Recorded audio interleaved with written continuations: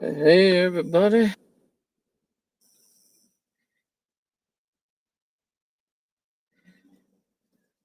All right.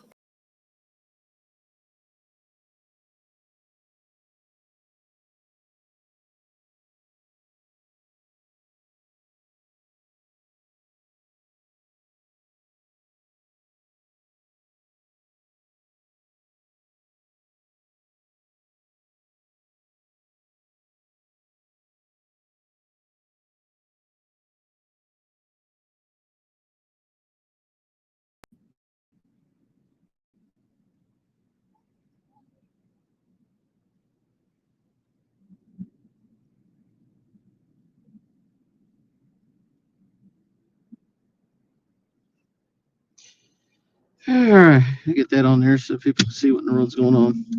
If anybody wants to join in here, all right, let's get going. About a 2-hour trip. So if somebody wants to join in, happy to. Makes this trip a little bit easier. Hang on for a wild, wacky ride.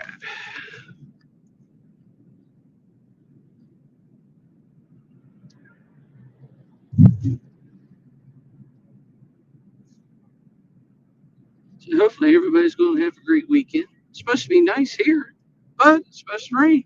It sucks. So if I wasn't doing this, I'd love to go fishing.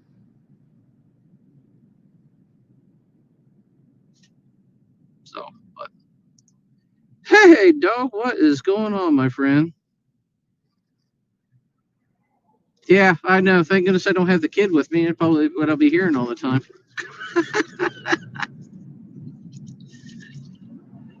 Oh, crime and Netley. Just good to have the weekend here.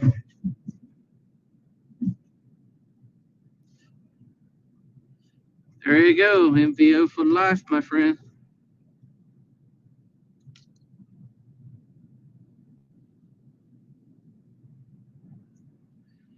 If you got to go that back, you can always stick it out the window and let it go.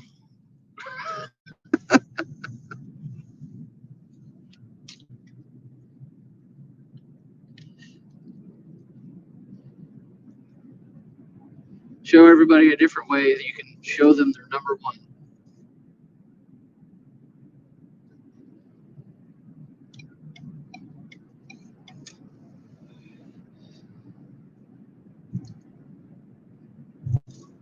Uh, I just think we only got, what, 2 more weeks? Maybe 3 until the next. Yeah, there you go. Yeah, pumpkins be good. Big pumpkin. Like the, oh, what was that? They used to have huge bottles of that red pop. That was one thing I used to like when I was growing up. My grandpa got me on that stuff.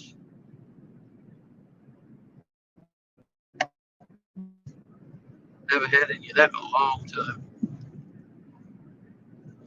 They used to have them in real big jugs, or bottles, whatever you want to call it, like 20 ounces or something.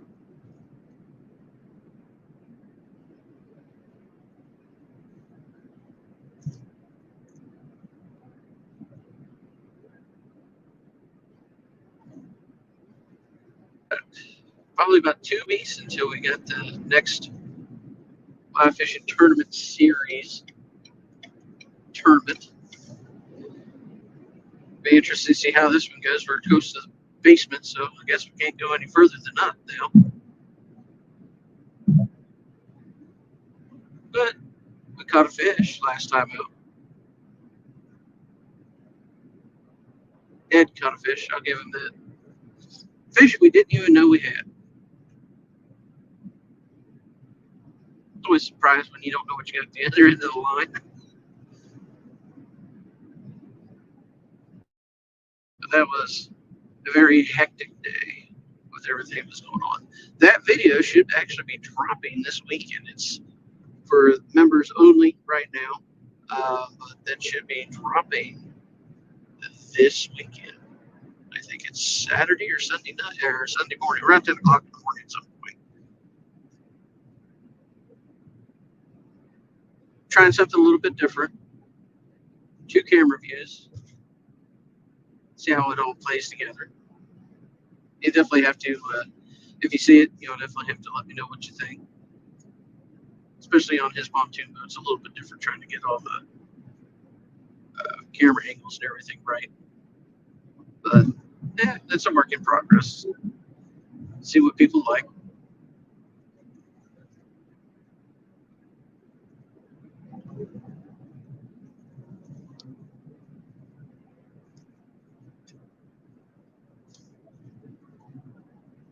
Going all the way down to Xenia for a toy show so I can see if I can sell some toys and make some money this weekend.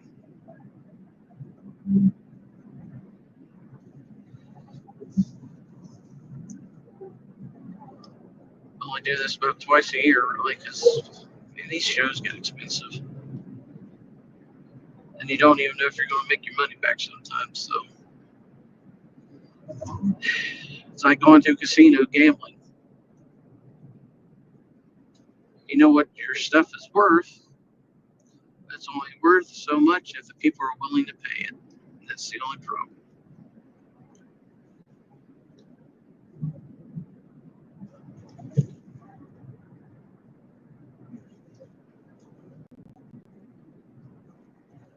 It's the same thing with any kind of business you get into. So how is the dog been?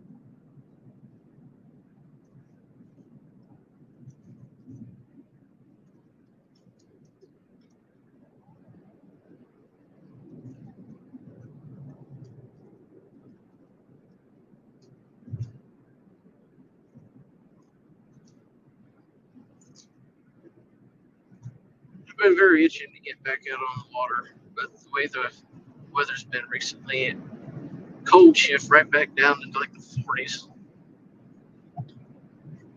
Get ready for bed. You pull some night shifts, Dan?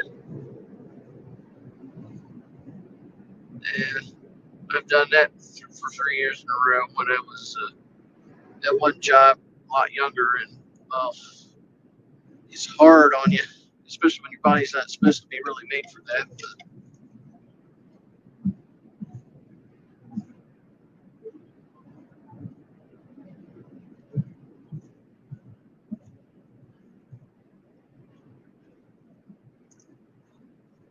yeah, good for you, man.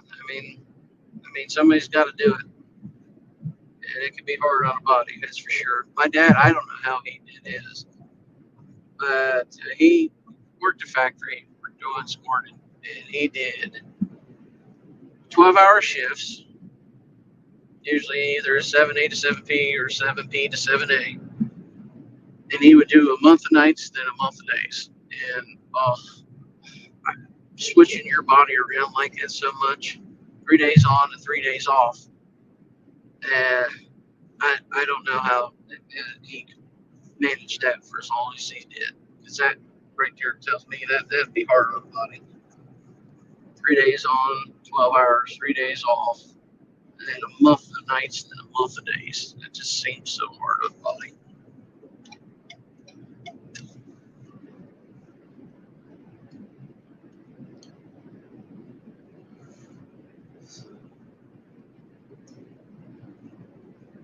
Oh, well, congratulations if you're able to get to retire.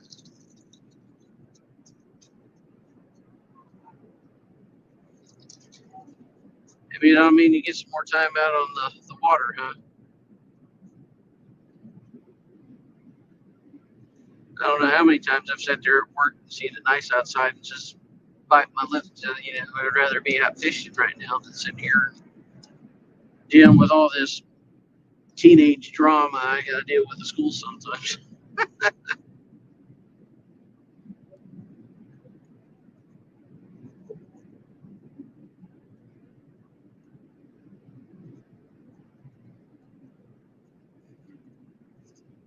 Amazes me how many of these kids can just, you know, lock their keys in their cars and you have to go bail them out by getting your keys out.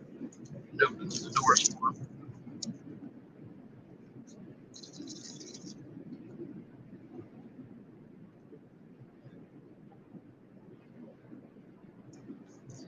Yeah,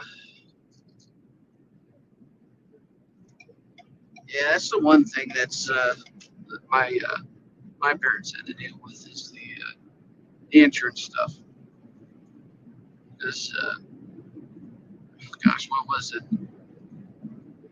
Maybe probably about 5 years ago. I'm guessing my dad had like thyroid cancer in his neck, and they basically just had to peel his neck up over his head and then take out the cancer and stitching back up or whatever. But once you get diagnosed with some kind of cancer, there's a lot of insurance companies that will touch you with a 10-foot pole. So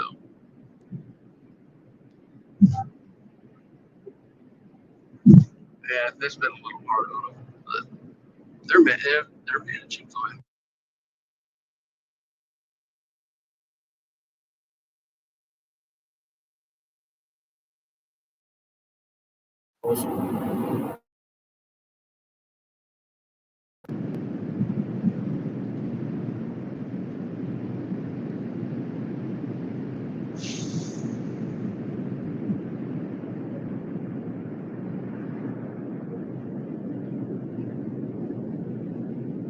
Guess we're getting closer to that age. They got to start watching out for some of that crazy stuff that happens.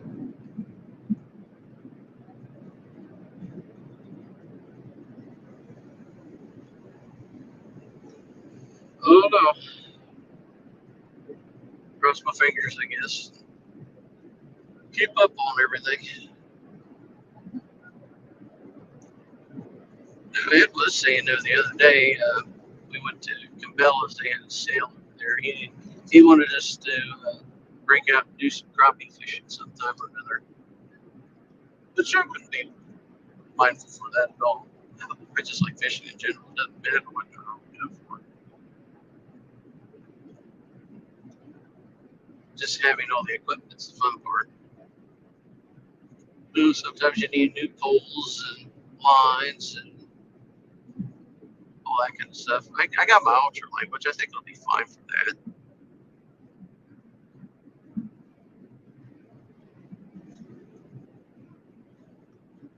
I just use the same setups and everything I was using when I was catching my bluegill the other day, which I was slamming in bluegill. I must say so myself. That's fun.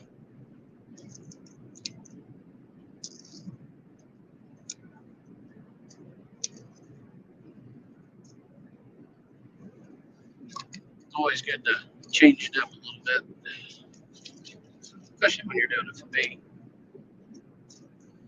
Never been the greatest cast knitter.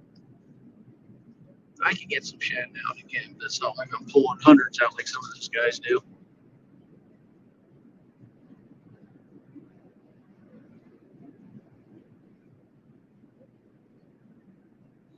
Yeah. Yeah, the wind has been a pain in the neck around here. Then with the colder weather that sparked from last week, I mean, today seems like a nice day. The wind's a little, just looking at the flags, it looks like, 15 mile an hour probably. But I guess you have to take the days when you can get at least at 40 miles an hour like it was last week.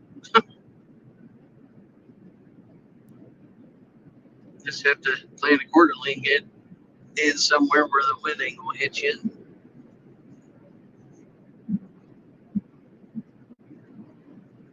Definitely waiting on the docks to get pulled into Hoover. It makes it a lot simpler getting in and out when you're trying to load it up by yourself. Because they have nothing for you to tie onto. And that's all I need to do is go swimming for my boat because it came unlatched and starts swimming off down somewhere. If I'm going to be part of a blooper reel, I don't want to be losing my boat.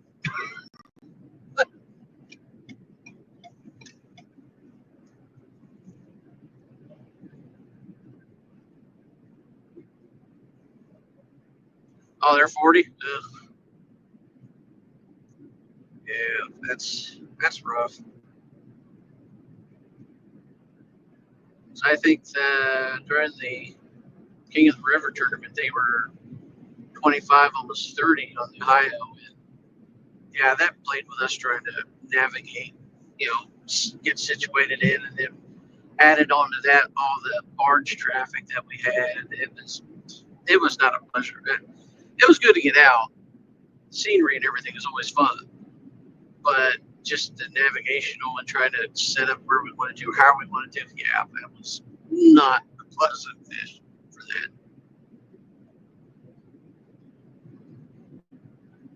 But reservation and everything, we caught a fish and skunk, and we're above some people that did skunk or didn't participate. So I have high hopes for us that we'll do pretty good this year. We were doing good last year, but towards the end of the season when it got cold, we couldn't do anything. And yeah, that kind of stumped our enthusiasm to try to do well. I mean, I got stuck on the water, having trouble with my trolling motors, so I couldn't get out and move around. Couldn't figure out what that problem was. And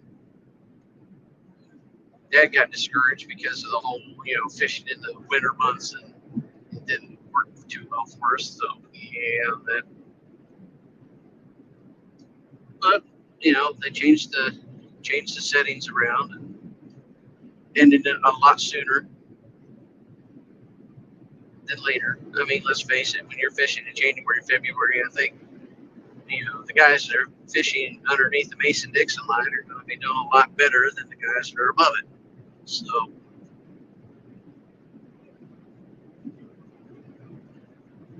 just common sense fishing there.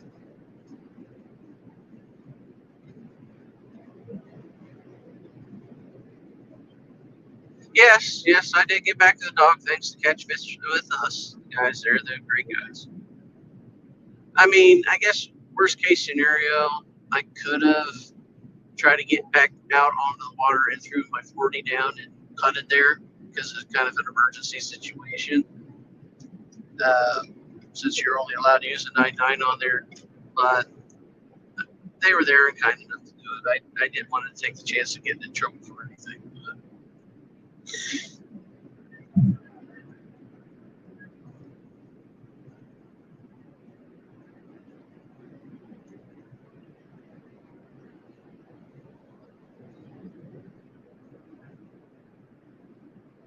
those guys are great guys. I keep talking about wanting to get out and do a round of fishing sometime or another. It always comes down to getting the right times and everything. So you don't know what everybody else's schedules are like. So it gets to be a pain sometimes if you want to go out fishing with other people. Everybody's schedules are different.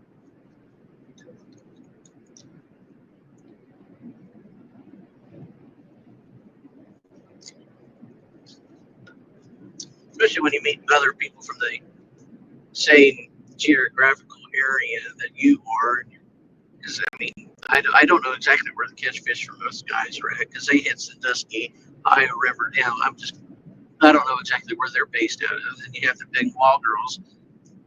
They're from Ohio too. I don't know exactly where they're based out of, what general location. It's cool to see some Ohio teams out and about.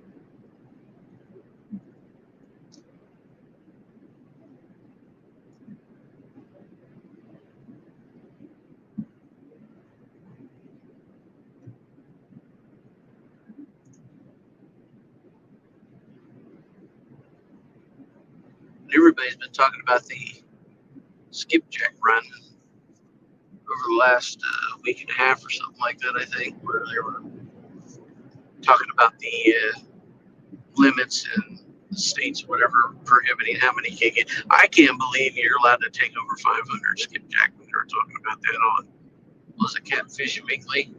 I'm like, who in the right world needs 500 skipjack? I mean, I couldn't even use all that. I mean, unless you're like selling it to people, but then the price of it, I think up here when Ed got one for our tournament, it was $12 for one fish. I was like, oh my gosh, it's crazy. But I mean, only thing that drives prices is what people are willing to pay for it, unfortunately. I just got to get better at netting my own shad when it comes to going places. And that's just going to take practice. Finding them on the sonar and getting the right spots.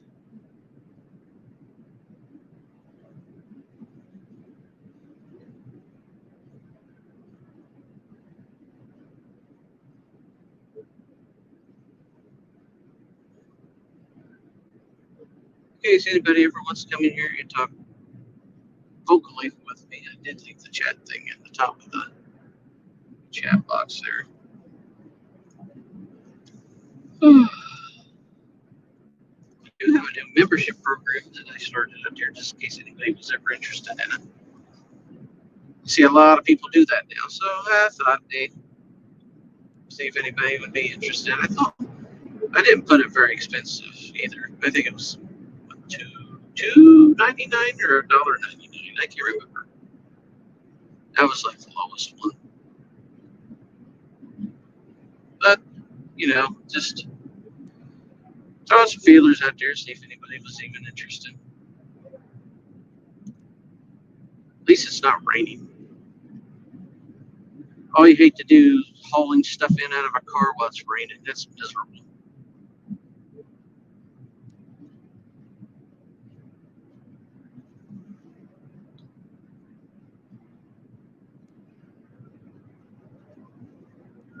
Yeah, if you have a commercial license, yeah. And I don't know the process of it, but it's probably not that hard to do either. Probably just like a vendor's license, you just have to pay a one-time.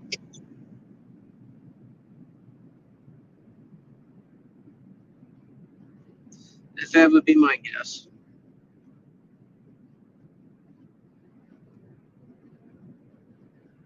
I mean, it's almost crazy that I have to have a vendor's license to, sell toys almost like a flea market style. Because I don't have a shop. It's not like I deal with sales tax all the time, but I still have to pay them. I mean, would I like to have a storefront and do this stuff? Sure, it'd be cool. But, then what would I do for, all my free time would be going to that. And that would cut definitely into my fishing time and all that kind of stuff. So,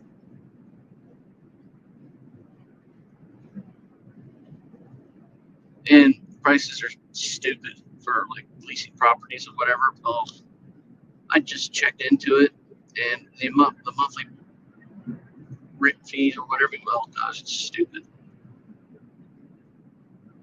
I don't know how some of these places survive, especially places like what I would try to do, selling toys or whatever.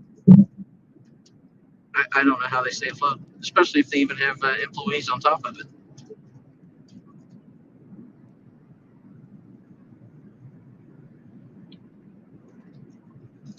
It's amazing. I mean, more credit to the people who can do it. I don't. Sometimes I wonder how they could. Oh yeah. I know the government wants your money, and they'll do anything they can to get it. They'll put new laws up so you have to pay more. It's stupid. It's nice to know that box truck in front of me knows where the heck he's going.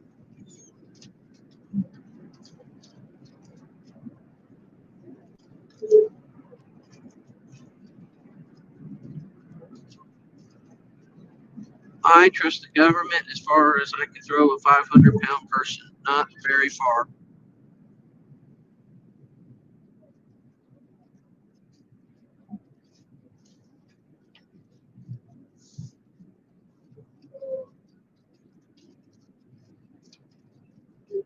One thing I do admit, though, is the way that Trump right now is trying to weed out the corruption is kind of satisfying to see finally it coming out how much stupid spending that these people have been doing for how long, and getting it rubbed in their faces about it, and it finally getting stopped a little bit. I mean, I'm not much for politics or anything like that, but I just think that's at least something, at least is coming out of something like this.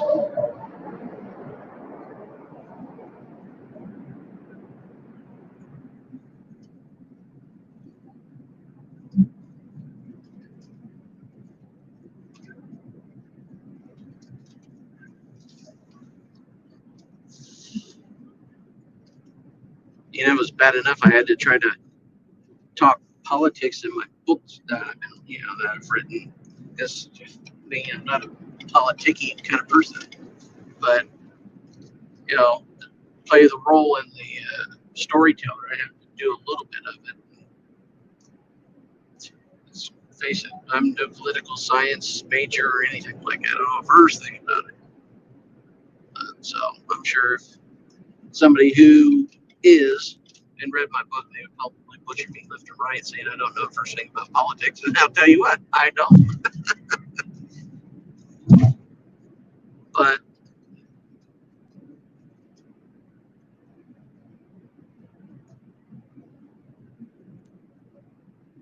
it's the way it goes sometimes. At least they're getting nailed now. Now, if anything actually comes of it, maybe give us our money back for all that stupid crap they've been doing.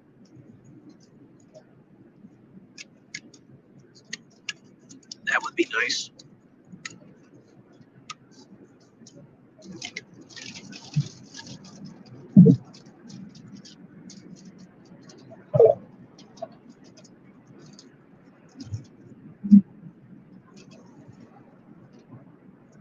I will say I really am looking forward to trying to see if I can start catching, because I want to go out and without the tournament and stuff, because I'm still trying to do this new run on the baits I got from the CatCon, the dark water Asian carp baits. I want to see how good they're actually catching fish.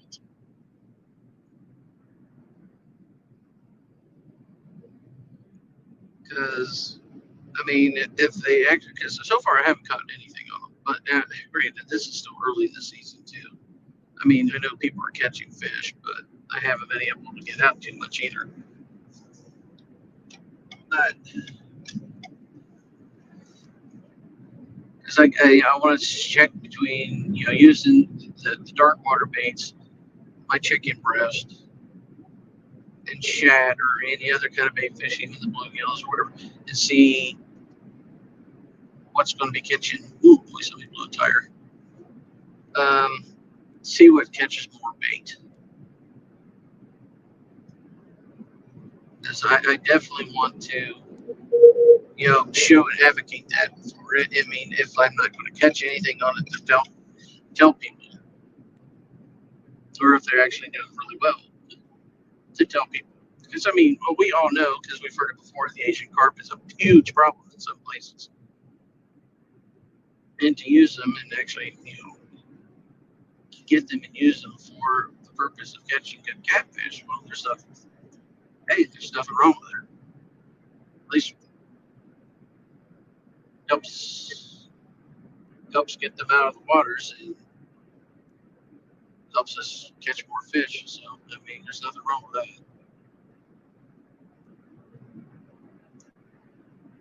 And then Ed ended up. I'll wait till this stupid woman stops talking here. I'm sure you're hearing that as well. Sorry, but I don't do the traveling as well as some people do. Unfortunately, I still need some guidance on the traveling.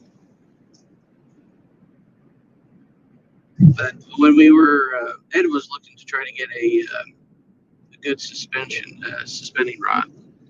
And while we were at this bait shop, they had some scents that you can mix with the chicken or whatever to,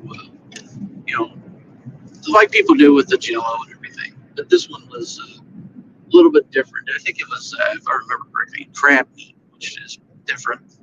The guy was, preaching about it and saying how good it was, whatever.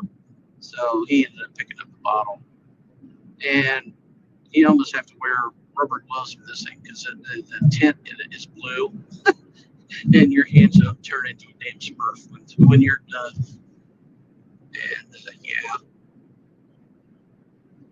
And so I got that's one thing we got to pick up for next time that we go out. Picks up rubber gloves. But eventually you want to do a chicken test with that new scent that he got me, the plain chicken, and then I got the dark water guys. They had a scent too. It's a spray for the Asian carp, uh, like scent, or the oils or whatever from the Asian carp.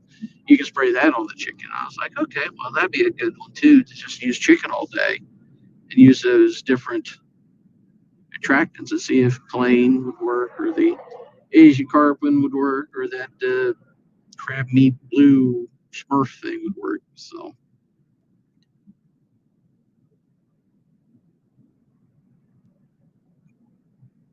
it's not even rush hour. We're already stuck in traffic.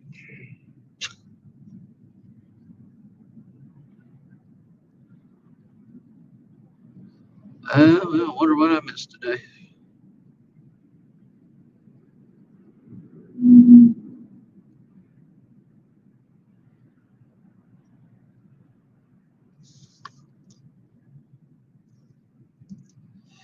Yeah, I mean, it is 12:54. This isn't lunch hour traffic, is it? Evidently.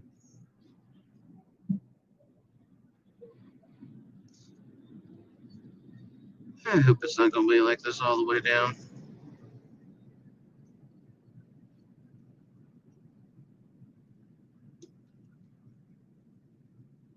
You'll see somebody get aggravated. I do. I'm a country boy. I don't like stop, go, stop, go, stop, go. I'm in a go mode. Open roads and fields.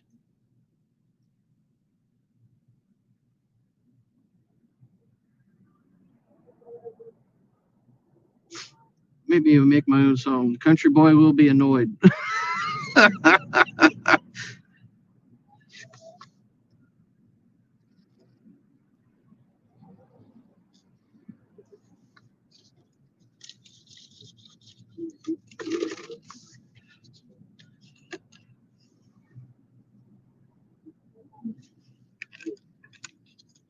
Oh, come on, people.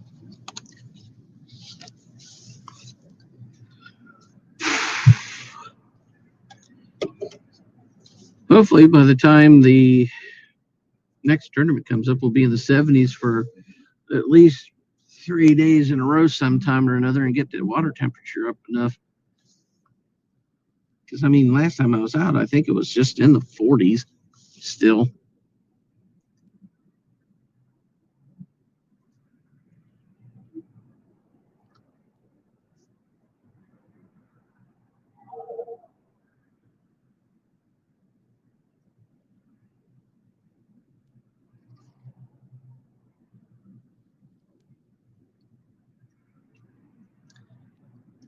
I don't know. We go crappie fishing with Ed. Think that ultralight will do all right? I think it'll work fine. Might have to tighten the drag down just a tad, because those bluegills are pulling a lot of drag, and crappies are a little bit meatier and beefier than bluegill. I mean, I don't want to tighten it down too much and then just break the line.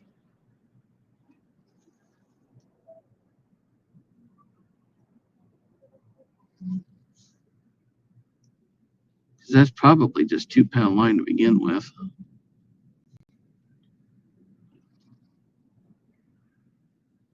I mean, when you're fishing on a budget, you can't just go out and get new poles and reels and lines every time you want to do something different. I gotta try to make it last as much as I can. Sad to say as it is.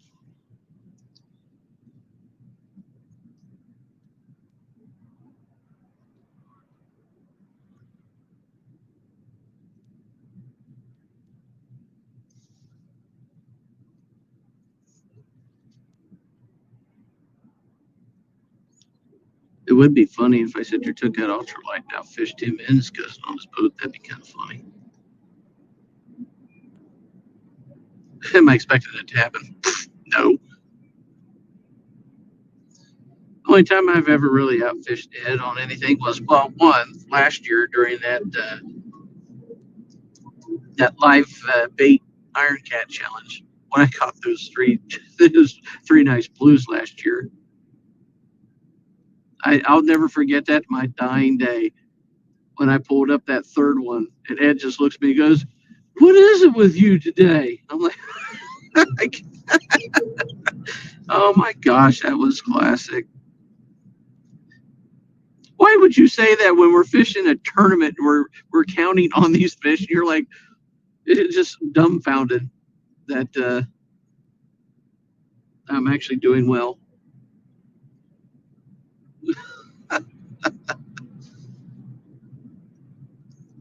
That's funny.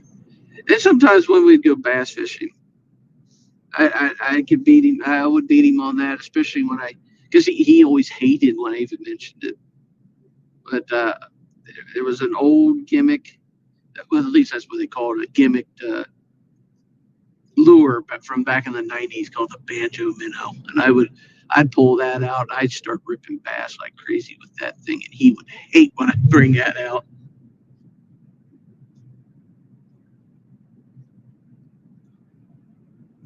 I still like using that too. If I'm having a difficult bite, I can pull that out and start reeling some fish in.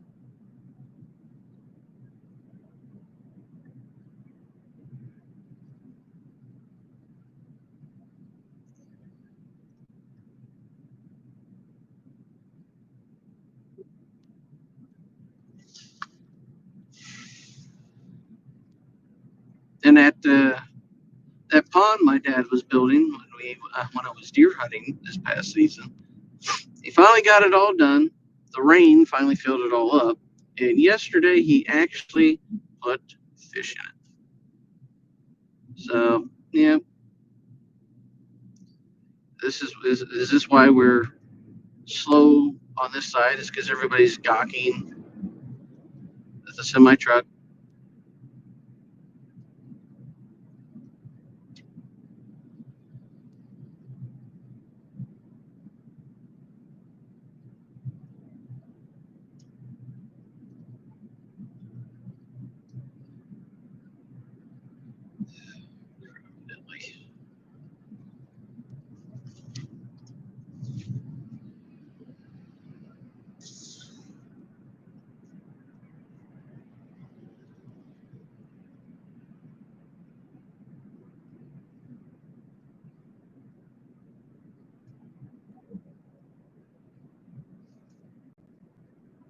I'm very curious since I've never really did a live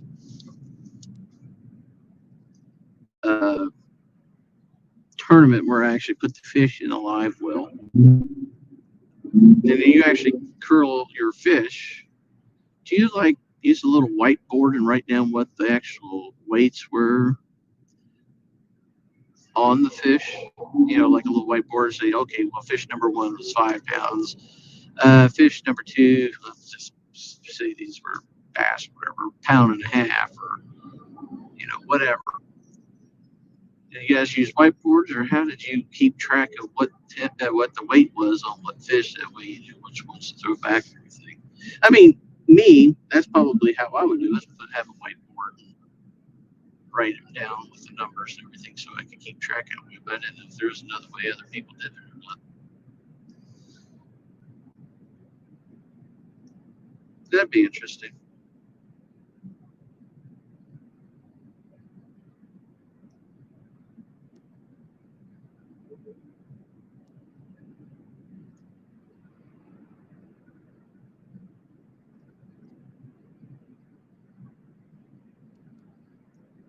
I definitely know enough about fishing just to get myself into trouble.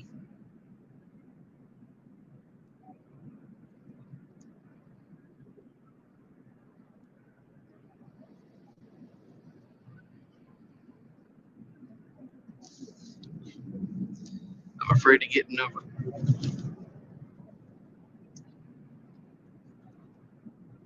don't know what exit I'll need up here. Probably have to stay in this one. Man, it's a lot of traffic for that accident or whatever that is back here.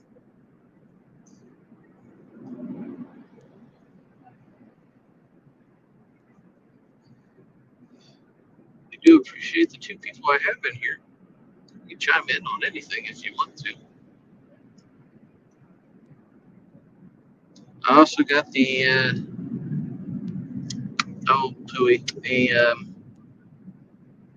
the link to to come in and physically chat if you want to.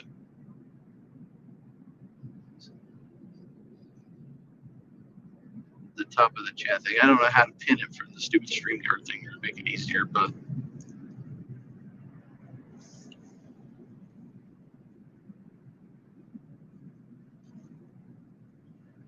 when it comes to tech, I'm about as dumb as I am with everything else. I know enough just to get into trouble.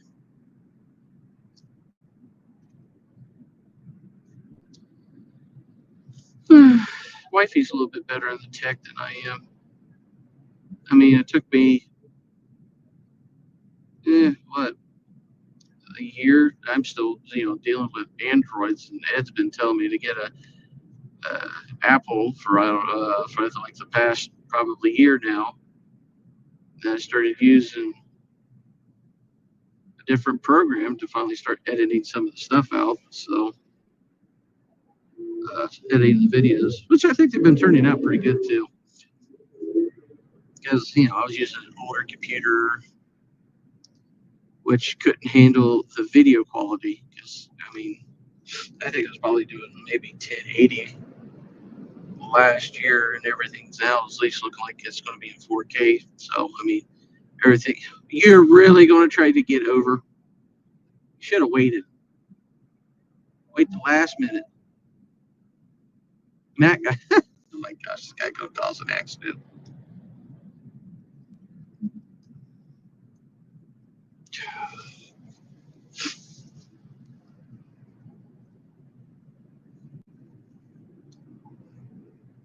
That's all I need to do is being part of an accident live on YouTube. That'll turn over great. Maybe how many views I'll get for that one.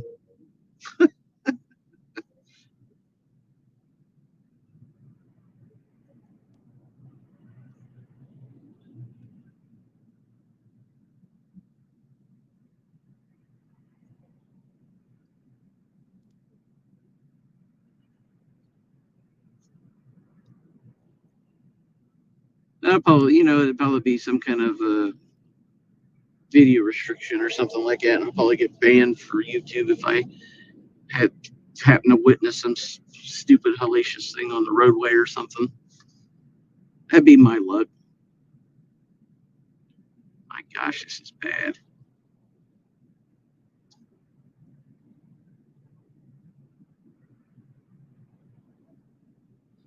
All this weaving in and out of traffic.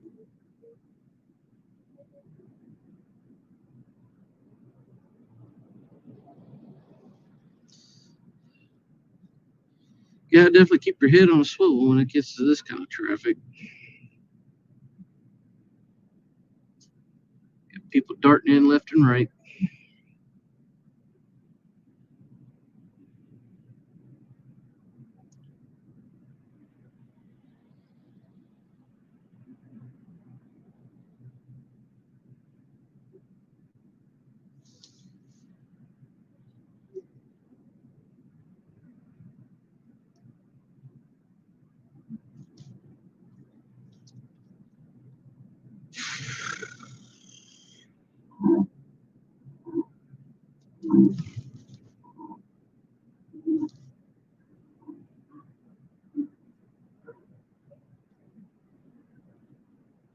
am looking forward to getting a lot of fishing done this year, though, especially with Parker.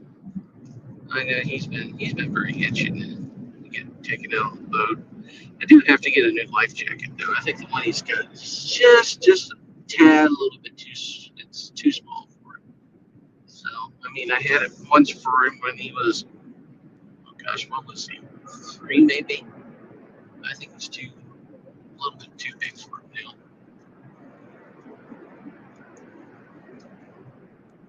It'll be fun if you actually listen. So you have kids get sometimes and have him just leave the poles alone. He's in that mode where he throws it down, he wants to reel it back in. So I might have to take one of his other poles with him, and so he can play with that one. And then if something happens to bite the catfish pole, we'll have something to grab it. Well, leave it in the rod holder and then have him just reel it in. That's all he needs to do is drop one of those poles in the water.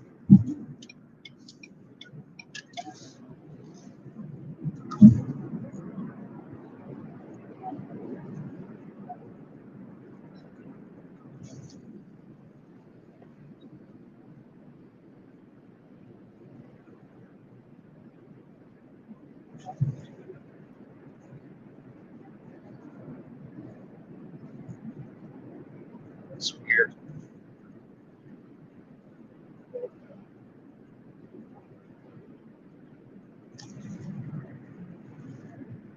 So sounds like it's a Dayton.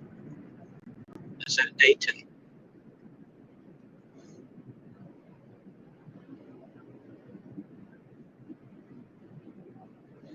Yeah, that's one thing I have never fished either is the Sayota. I don't know how manageable it is on a boat or anything. I'm sure people have done it. I just don't know.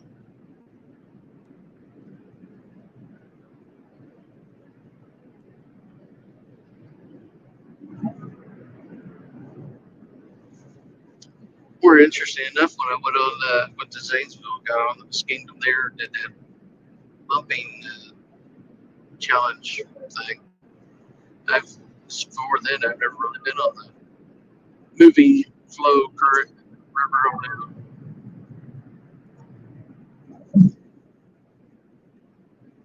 So that was definitely interesting. Yeah, try that.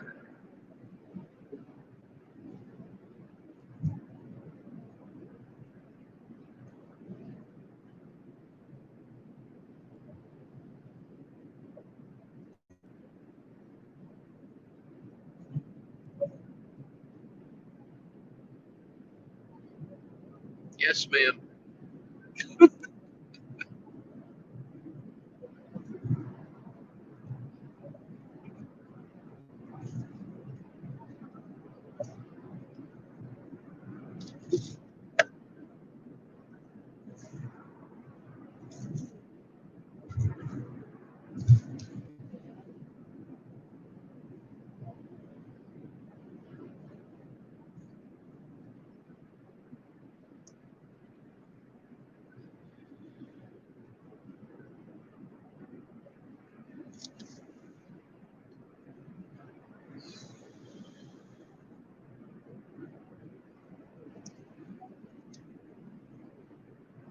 Be interested to see if Ed goes out this weekend. Maybe Sunday. It's supposed to be really nice Sunday.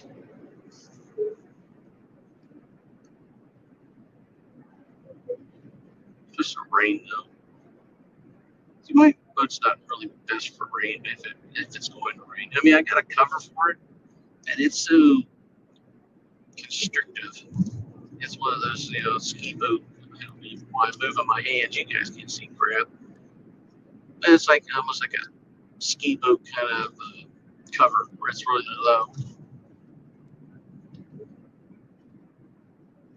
It make hard to film out of that.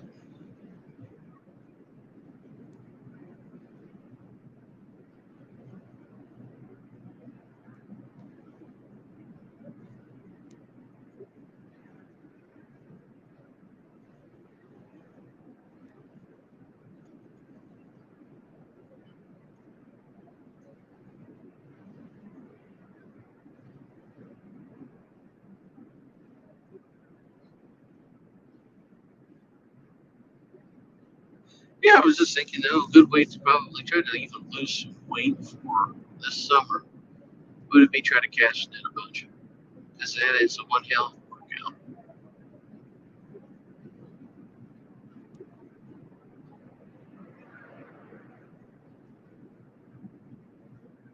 Sure, my workout programs is cash netting. Anything they got to catch on?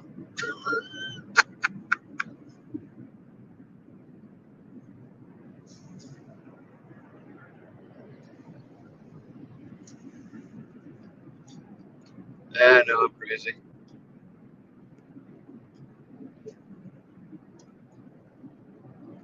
That's what brings the people back. It's my crazy, silly talk.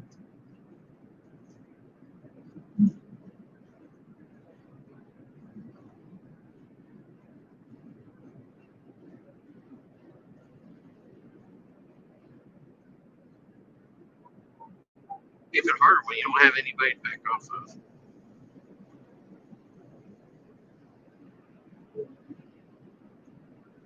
I mean, a lot of times James has got Jody and Chad's got Brian B and all those other guys on the paint shops.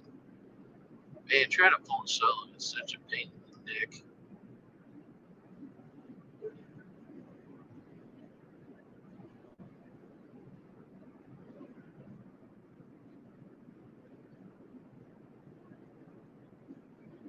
But we try.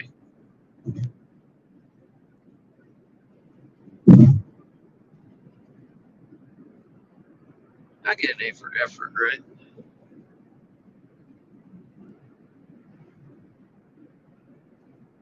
I tell you, one guy who could pull these videos solo, be able to talk and not have any, just like nothing wrong, is Bill Ford. I will give him props. He knows how to captivate an audience with by himself and not even have anything else to talk. Nobody to talk with, which is that's amazing. And I just got jumped up to 4 people in here. That's even more amazing. Thanks everybody for stopping through.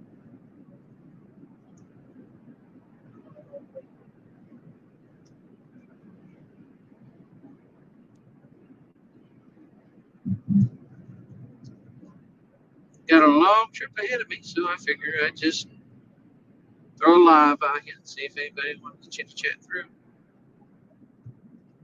Good to listen to music, but that doesn't help my hours at all, right? Chad, man, how you doing? Hopefully you're doing all right, and hopefully your wife is doing a lot better. Glad to hear she's home.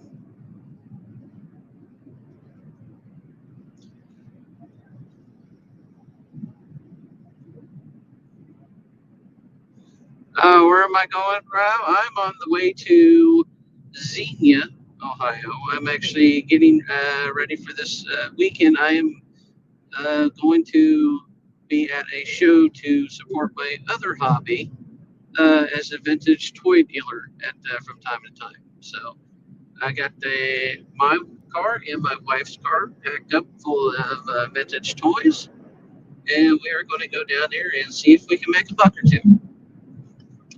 So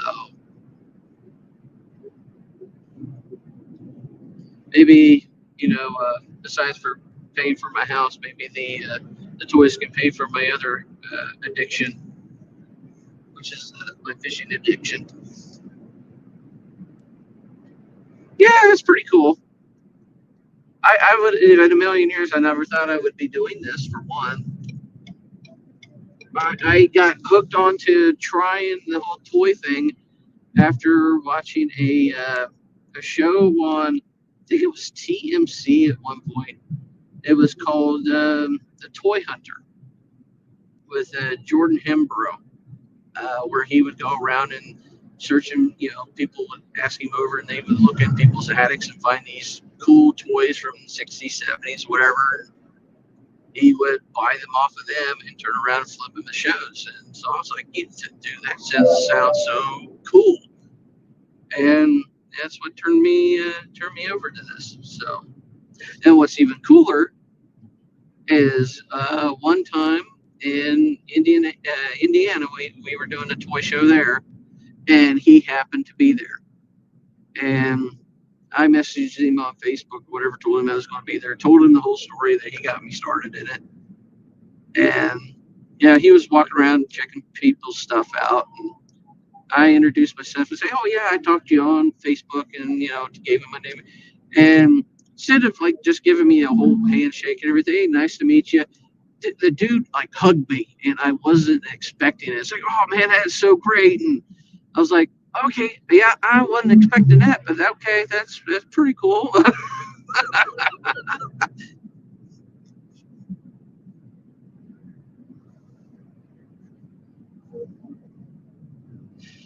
Yeah, anything really. I do have a lot of Star Wars stuff right now. I bought a huge collection off of one guy. Mostly 90s stuff, Power of the Force, Episode 1 stuff. I do have some real interesting some knockoff. I had a dark a Knight Rider knockoff. That's oh gosh, it's probably about a 2 foot uh, electrical toy that it's called was it Dark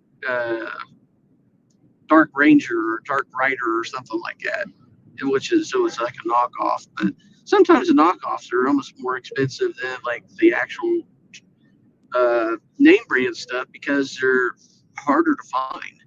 So, and one of my coolest pieces is I have two Jurassic Park pieces. One is from the Lost World, a Stegosaurus still in the box, which is pretty cool, and one it's a Conatourus that's I guess pretty hard to find, um, which it flips a pretty penny too. But it's loose. So, I mean, it's not. But yeah, I mean, I find some stuff here and there.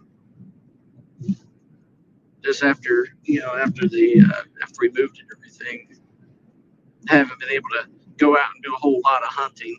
I mean, sometimes I use what I make out of here to go back and try to find more stuff, but it's been hard to find some new stuff the last couple of years. Unfortunately, when people with these older toys, well, they know what they have and they want retail price for them, and they don't get it when I don't want to say I lowball people, but I ask for less because I can't buy it for retail and then sell it for retail. There's no money to be made off of that. So, and people just don't understand that, and they think I'm being rude about it. And I'm not. I'm just saying you got to understand. I'm trying to make money off it. Just like the guy on Pawn Stores, he says that's crap all the time.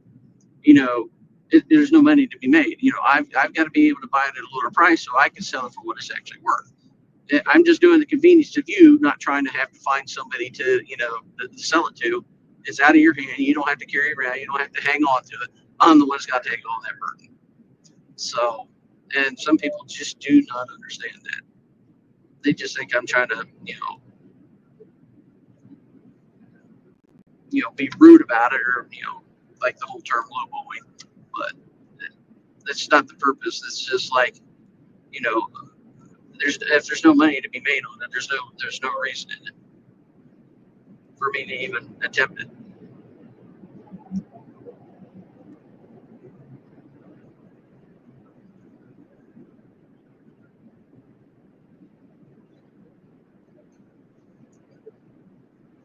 I'm trying to think of some other things I got.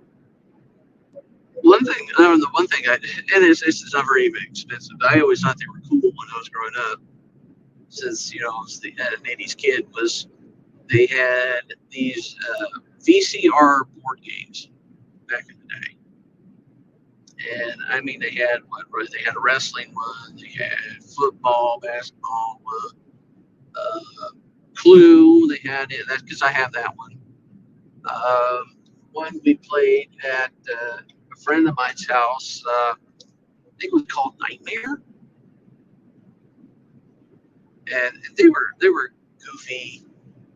I mean, if you look at them now, they're really goofy, cheesy kind of board games. But I mean, At the time, I mean, they're probably like, "Oh, cool, we're playing a board game off the TV." You know, just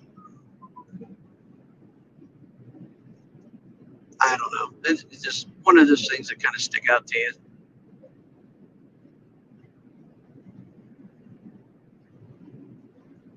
All right, Jack, come on. You're writing me a story here, and I'm driving.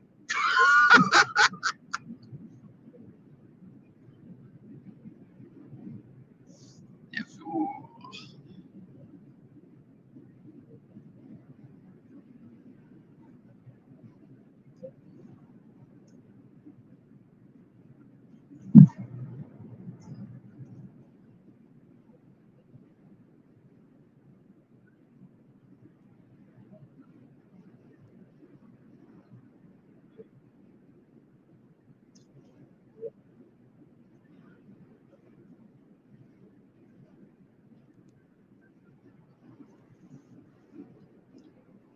yeah, that's the whole thing. It's just, I mean, some of these toy shows are, yeah, they're all right.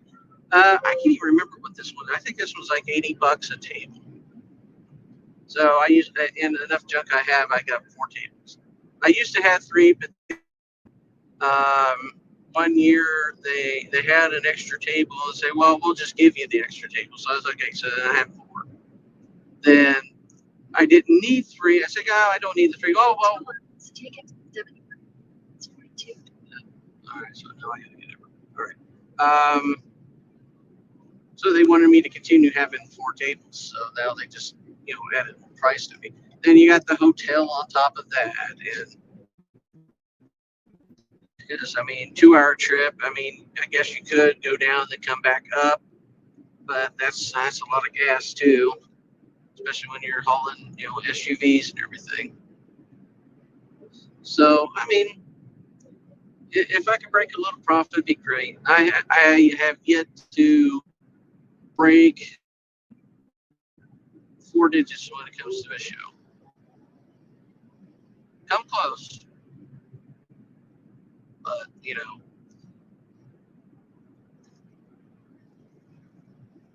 my dear old dad, he never did understand the whole fascination of this junk.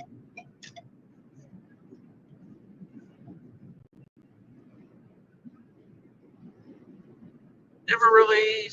I don't think he supported anything I've ever done. That just didn't understand it. The whole filming stuff, never got it. I mean, if you ever seen that one short that I made, it had my dad, one hunt with him, one of the very few times I ever went hunting with him, and I took the camera with me because if he got something, I wanted to film it. He looks over my shoulder and sees the camera, and he's like, "What the heck you doing that?"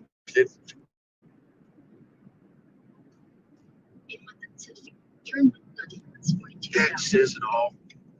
But yeah, he never understood whole, buying these things and taking to the shows and selling them. Even though he goes to his own shows, which are like gun sales and all that kind of stuff, farming auctions and all that.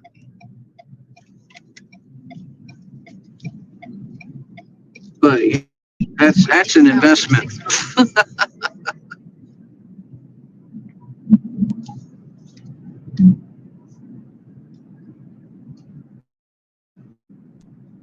Me, I just like the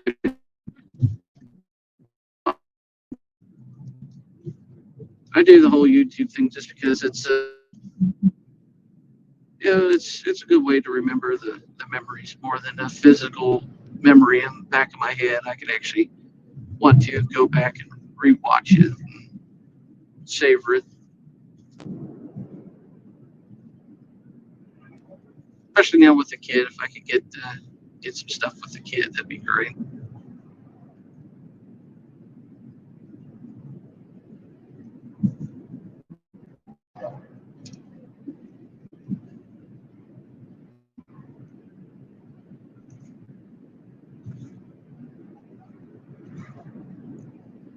Eventually, I might be able to get my dad on my boat, but who knows? I've asked him about 3 years now. He ain't got time for that. Oh gosh, I can't believe I just did that. Ain't nobody got time for that.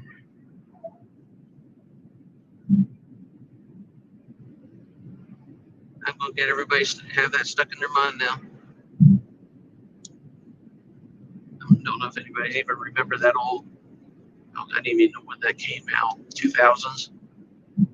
I ain't got problem. Nobody got time for that. Uh, Pretty bad. I make myself laugh on stuff.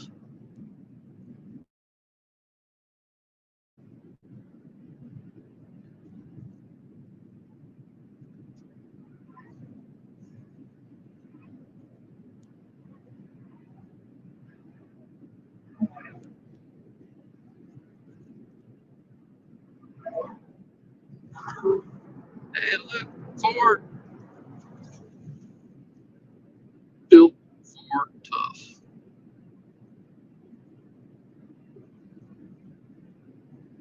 I'm sure some people won't like that. Eddie's in here. He'll chime in. Let's go see Ford. That was so funny when he noticed that Amy's car was Ford. Oh, I see you got another Ford. It's like, what are you talking about? She had a key last time.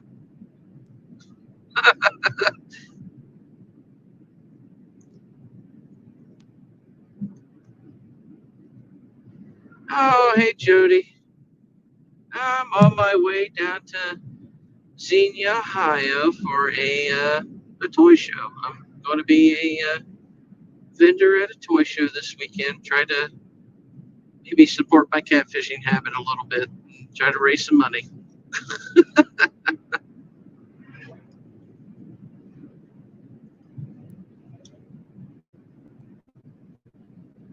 I got my car all filled up, and my wife's following behind me with her car all filled up. Yeah, I mean, as nice as the weekend's going to be, I think it'd probably be better to fish. Of course, it has to be on the weekend I'm doing this instead of 50 degrees and ugly and blowing and all that other junk.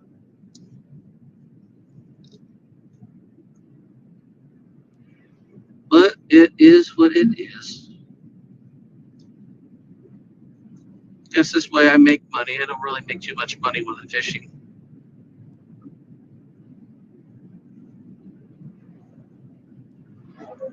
Uh, so, what are you selling? Paper airplanes? No, no.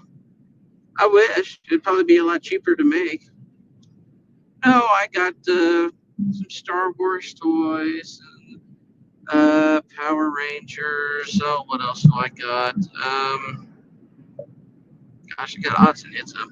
Amy's selling some of her Disney purses. She's bought a whole buttload of them things to try to get rid of.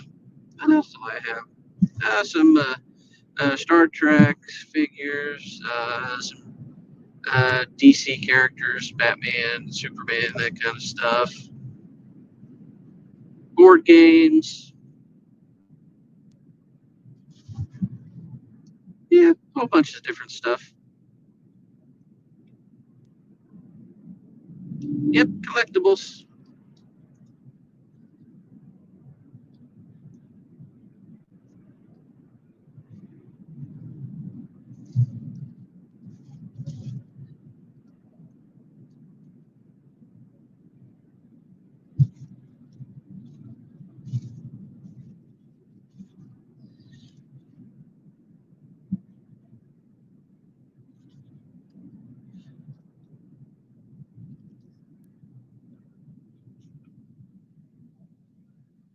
Now, I was hearing that there's a possibility that you ended up buying a new boat. Did you end up doing so? Or was there anything into that?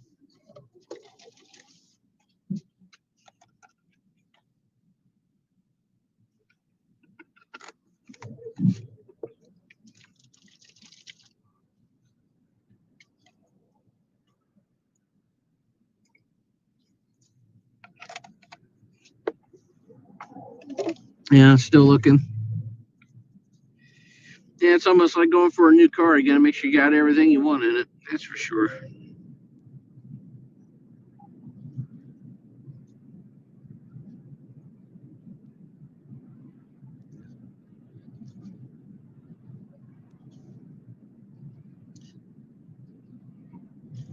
It's crazy how much these things cost, though.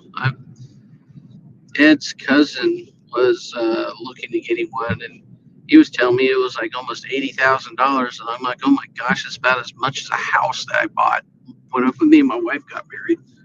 Like, that's nuts.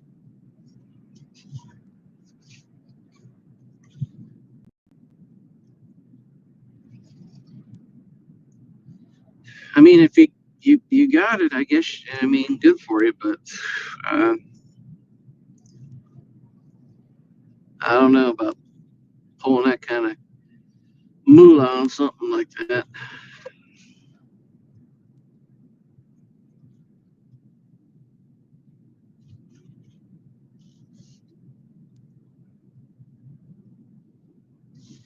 Yeah, I mean, can you have it customized though? Like some people, when they have their cars ordered the way they want them, can't you have it customized like the way you want it? I know you can do that with cars. I would figure you could do that with boats. I mean, I've never boat shopped for.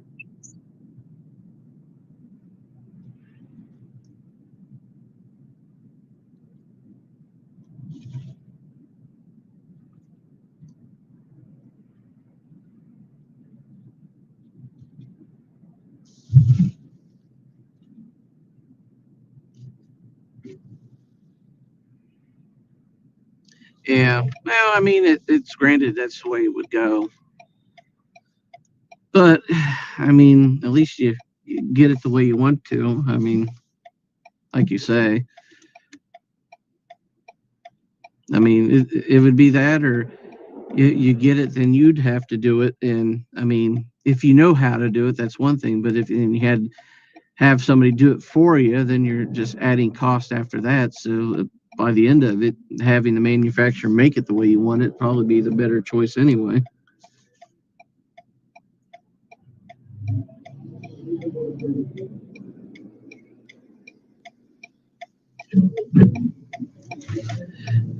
A gate on both sides. Are you referring to the doors like on the pontoon on the front and the back, and you want one on the side? Was that what you're referring to?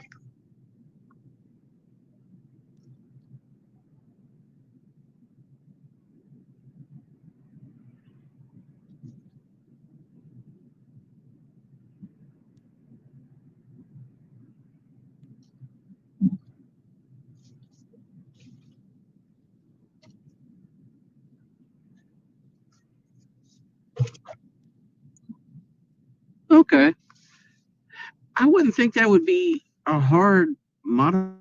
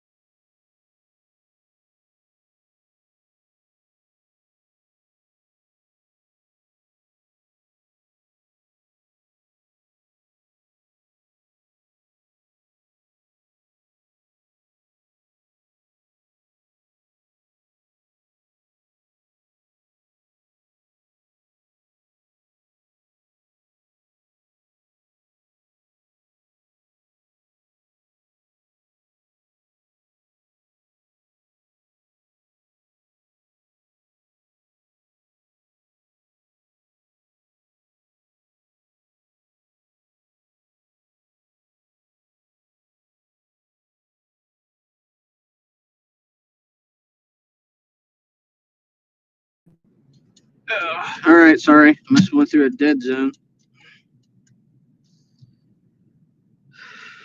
Yeah, I wouldn't think that, but your four gates, I don't think what should do anything structurally to the pontoon to make it not work right, unless there's some kind of safety thing or something that has to deal why they don't do it anymore. But that doesn't make any sense.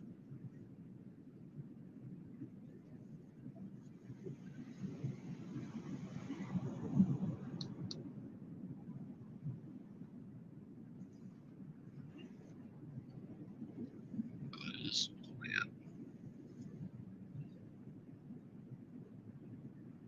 it's kind of crazy. I mean, what are they asking for to install the extra gates? I mean, have they even said, or are you just looking one that's already been just made with the four doors and not even asking the question about the gates?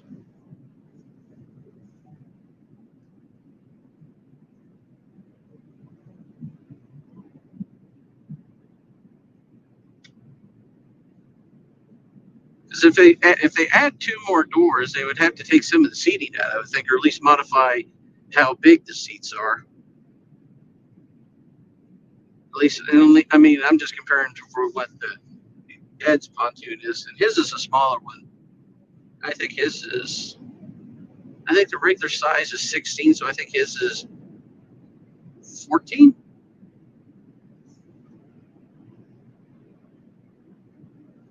Yeah,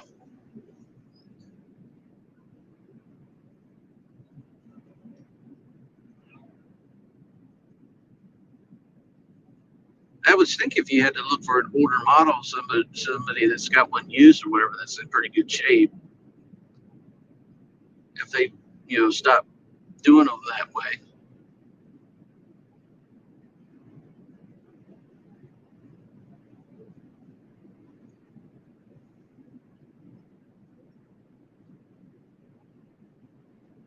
Have you looked online to see any other pontoon manufacturers and see if they had anything that had those on there already?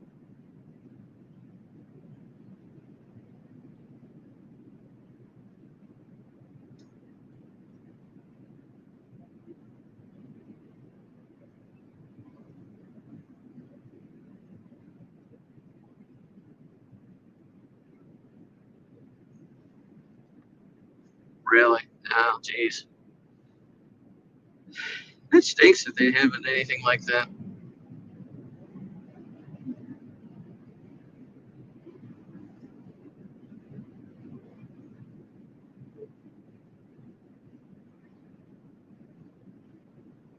No, I'm curious.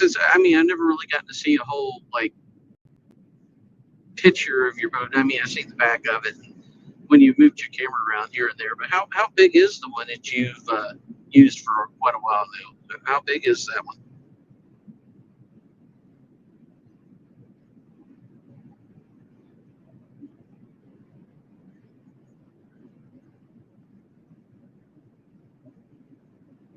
Yeah, it looks like I got a cop car up here on the left somewhere. It got its lights flashing. 18. Okay. Is that as big as they come? 18. I've never indulged into the whole pontooning world, so I don't know how big they actually get.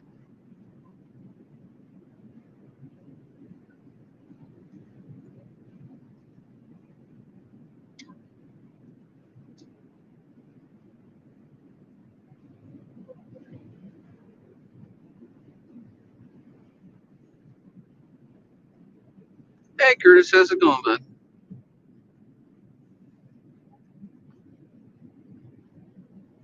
Really? Man, that's a pretty big vessel right there. That's crazy.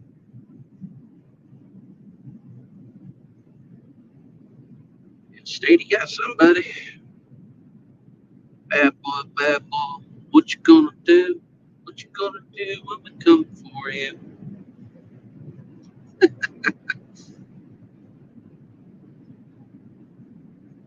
You know what's even funnier when I used to actually cop to get myself ready for work. when I go in. I'd actually play that song going into work.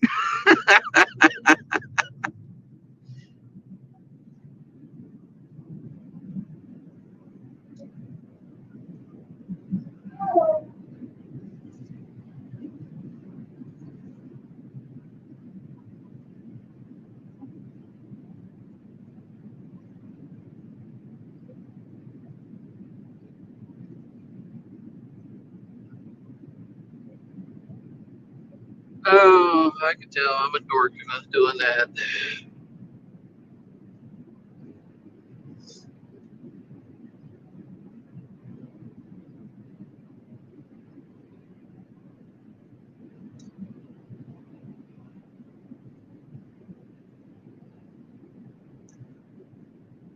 Can you believe this, Curtis? Jody's looking for a pontoon boat with 4 gates, and she can't find that anywhere in a newer model. I'm wondering if that's something they discontinued. She says she's been looking around and can't find one like that anywhere.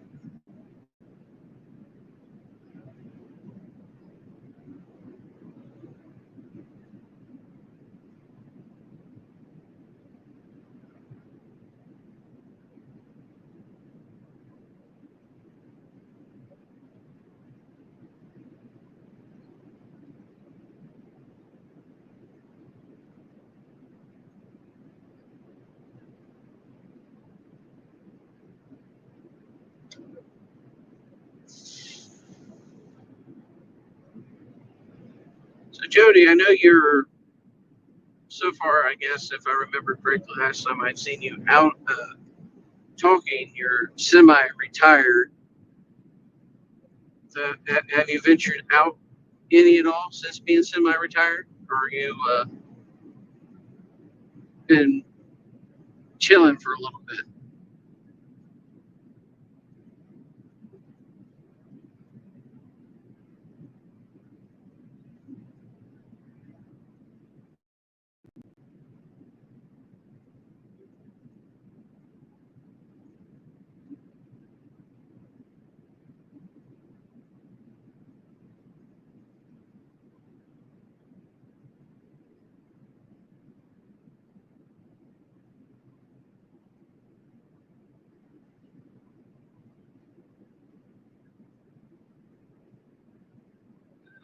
Boy, boy. Actually, nice to get down here earlier in the day. Usually we get stuck coming down here as close to the end of the 6, 7 o'clock. Fish very little. Yeah, yeah. There's nothing wrong with that. I mean, last year doing that tournament series with as many tournaments as they had, it was almost on burnout mode. How much fishing we were doing. I mean, I mean, you did the fishing a lot. I mean, between doing the Friday nights that you always did and all that. I mean, I can just imagine, an even higher percentage of possible burnout for you, because on top of, because we were almost just fishing the series themselves without any extra fishing going on in between. But you, with all the extra on top of it, I can just imagine how much almost burnout slash stress that would add on you for as much time as you were out doing everything.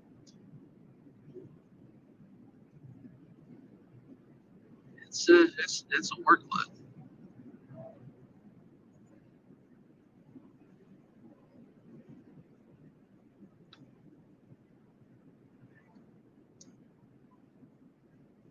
Yeah,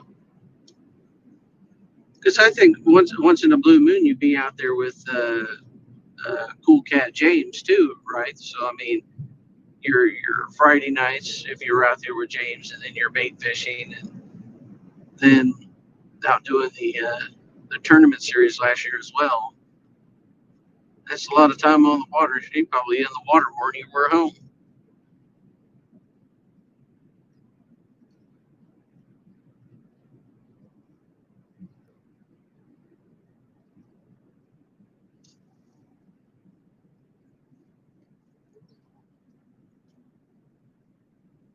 Yeah, very much so.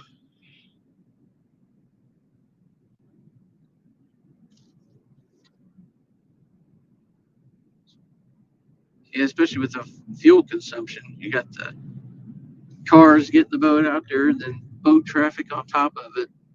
I mean, at least if I was doing Hoover, it would just be the my trolling motor battery, so I'm not like really blowing gas on the boat. But if I would go anywhere else and use the motor, yeah, then let's face it, we all know the gas still isn't very cheap, even though if it may go down,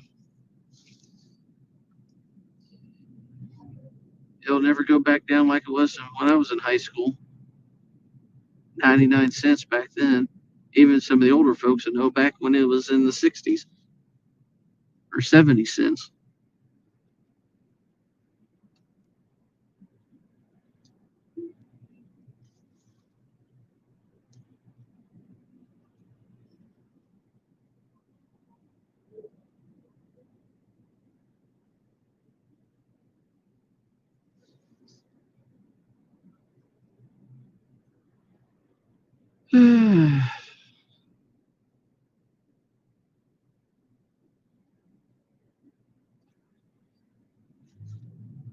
One thing I wish I did have, though, was this boat back when my uncle and my grandfather were still here. Because I would have loved to have taken them out on the boat. I mean, I can't get my own dad out on it, but I'm sure they would have probably gotten a kick out of it, especially before my grandfather, got older. He probably in his last 5 years, he wanted to sit up in his bedroom and read his books all the time. Heavy reader, and he probably read 2 books a day.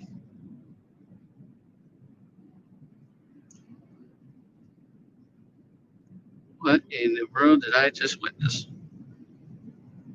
A guy out with a bamboo stick swinging at the wind, and it looks like he was losing.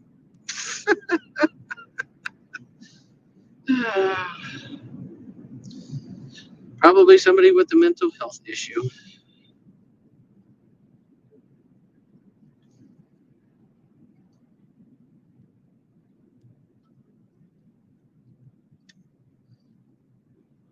See him trying to catch up here.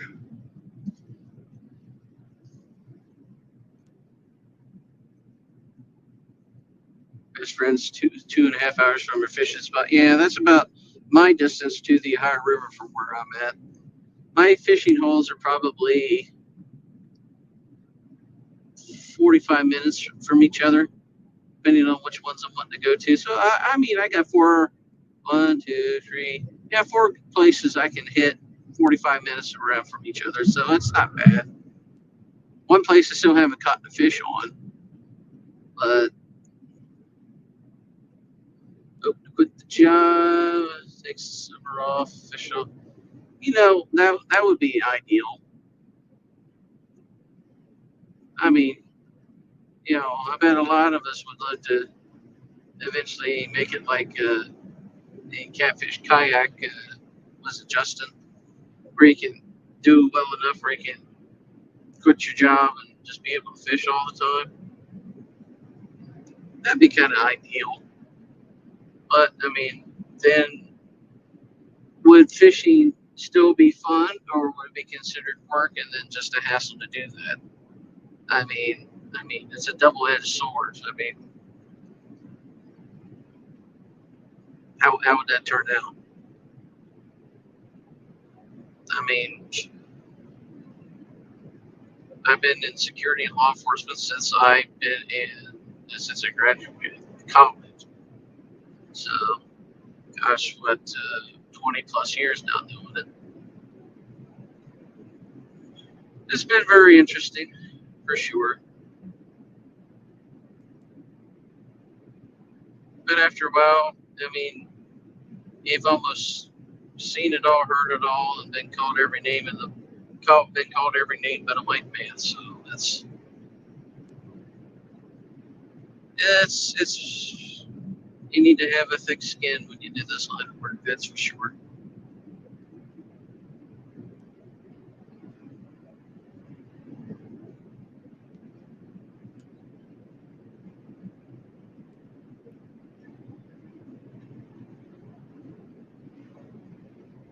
Yeah, that's ideal.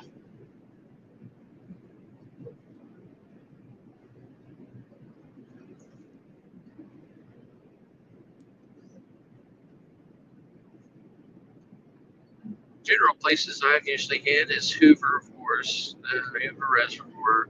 I get to go to Buckeye Lake, Dillon Lake, and then Knox Lake. Those are the big ones I've usually hit. I mean, I've hit the Muskingum before for one of those fishing challenges. That was the first time I've ever been on a river and the first time I ever pumped before. So, yeah, it was interesting. And I caught one fish. So, I call that a positive where I can be on the river for the first time by myself alone and pumped for the first time and then still catch a fish, barely knowing what I'm doing. I'll take that as a positive any day of the week.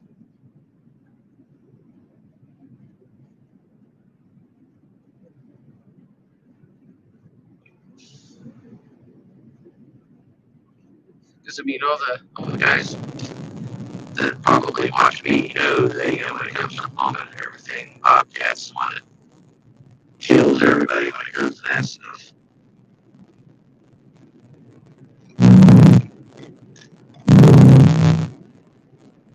The pumping beast himself.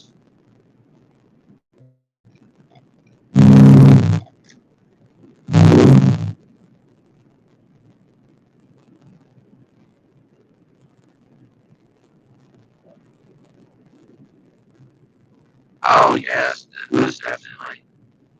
I mean, the firefighters always get home. The you know the handstand of it all. I mean, let's face it. In our I don't know if it's other communities or anything like it. At least once a year, the firefighters go out, stand in the middle of the street with a boot and collect money for whatever charity that they're doing for. But if you see a cop out in the middle of the street asking for money, I don't know how many people are going to stop and give cop money. I don't. Unfortunately, we are perceived as the bad guy a lot of times because, let's face it, we are the only people who actually take somebody's rights and liberties away from them. You say, oh, well, the government does that too. Okay. The government sets the laws to prohibit certain liberties and rights. Law enforcement are the ones who enforce it. So, unfortunately, we're still receiving that kind of, the government sets the laws, we're the ones enforcing it. So, we're always going to be back. Hey, so glad welcome in, bud.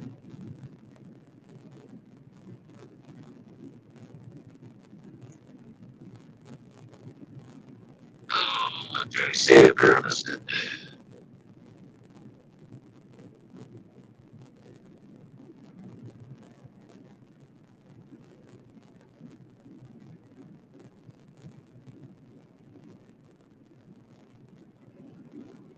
Yeah, yeah, that's how you learn to get it out there and do it.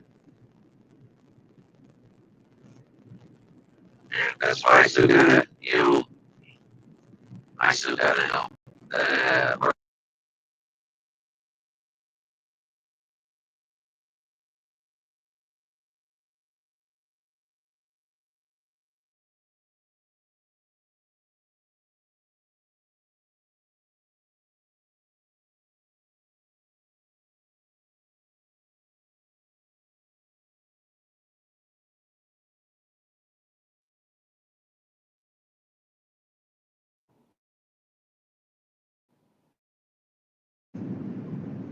Amy sitting there trying to call me, is behind me in the other car. It's like, are you talking to somebody? I'm like, I'm live right now. Oh, okay. It's like I told her I was doing that before I left. That shows you how much she pays attention to me.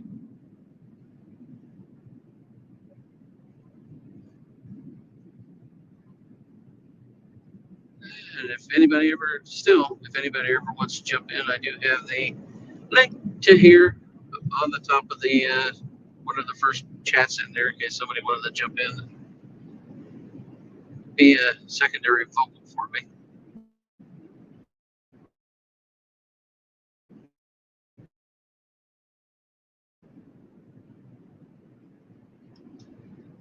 It's dangerous. I got 6 people here. Thank you, everybody who's showing up today and riding the.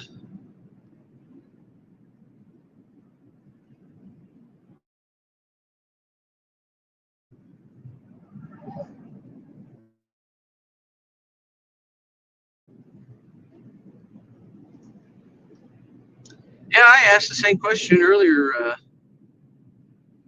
Stonefly.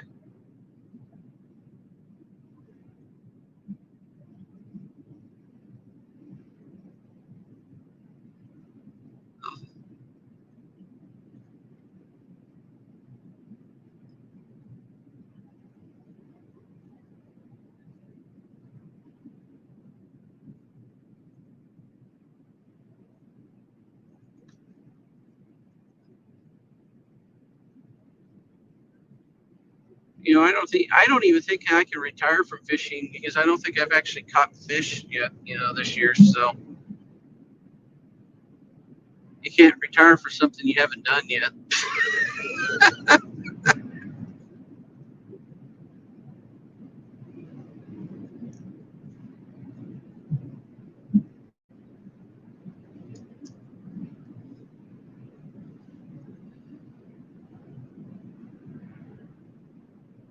Time is oh good.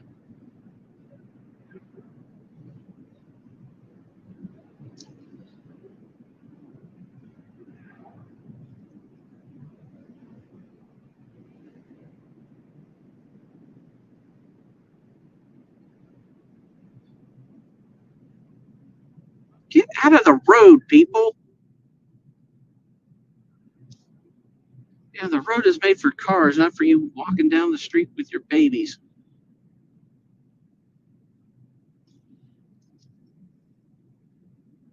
Got 9 yesterday. Biggest was 7 pounds 4 ounces. That's awesome. We're Burr Oak. It is one place I thought of because there's a Central Ohio Catfishing League, and that's one of the places they go. Oh, and I missed a turn as I'm talking, of course. And that's one of the places on their agenda. And I was always curious about going over there because I've never done that one.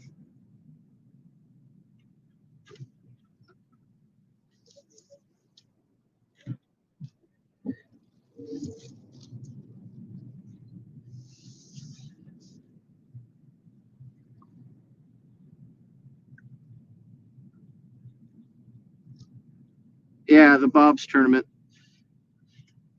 Yes, I think it was last year. Me and Ed were talking about doing that one on top of doing the live tournament series, and it was just a lot, and he didn't want to fork out the dough to do it because I think it's like almost $100 a tournament, and after a while that gets a little pricey.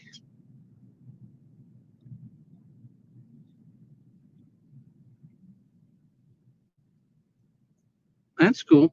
Yeah, I haven't been to Logan before either. Of course, I do Buckeye and Dillon.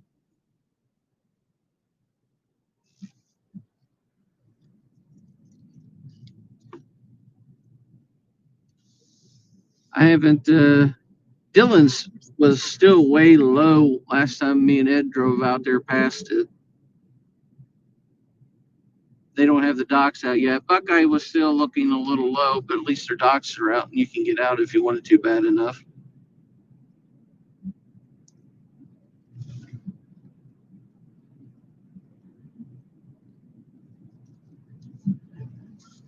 It's so funny, as much as I like doing the whole catfishing and fishing in general thing, I've really never done tournaments before.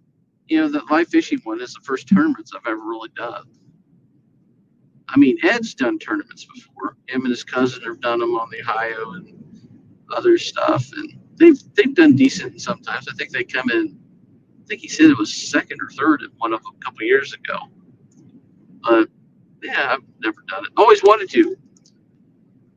I not that I'm ever expecting to really win. I just like the idea of the competition. I just thought it was fun. Uh, Even though there's some people out there who takes this way more seriously uh, than they need to, especially when it comes to people shoving lead weights and and fish and cheating to win. I mean, which is stupid. I mean, if you're that desperate itself, not confident in what you're doing, then why in the world are you doing it? It's going to come out eventually. I mean,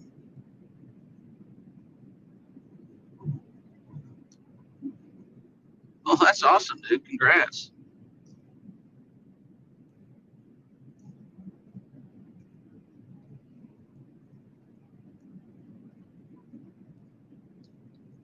I think the best we've done in the series was third in the live bait Iron Cat Challenge last year.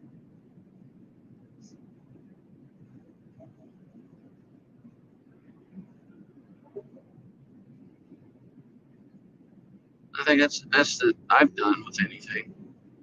I sure haven't won anything. Still, third's not bad. Not complaining at all. Of course, last year we didn't have to pay for anything. This year, since we have to pay, I'm hoping to at least do a lot better this year than we did last. Competition has definitely changed a little bit.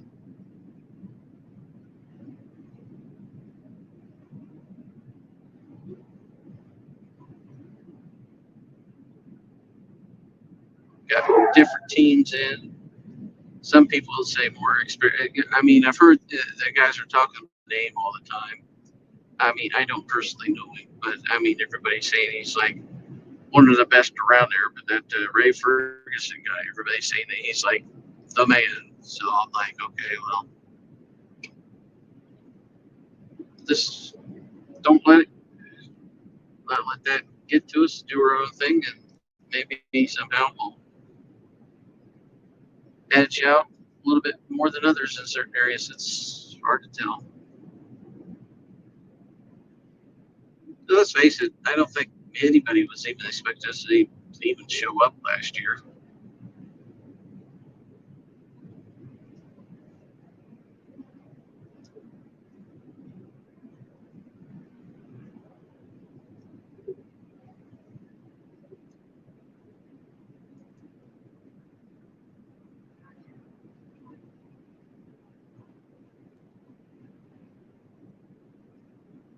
It's like Northern, these dingleberries. Nobody's heard of us. And probably still people don't know who we are compared to some of the other people who's, subscribe numbers compared to other people.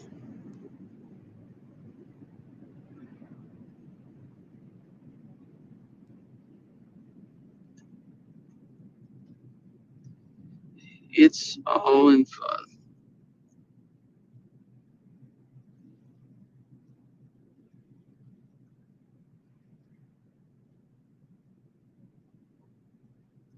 Over 28 inches, I'm taking it.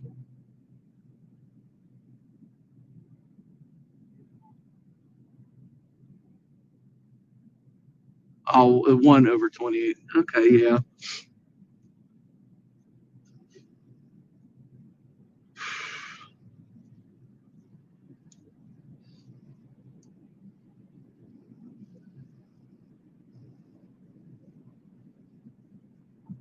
nothing wrong with that.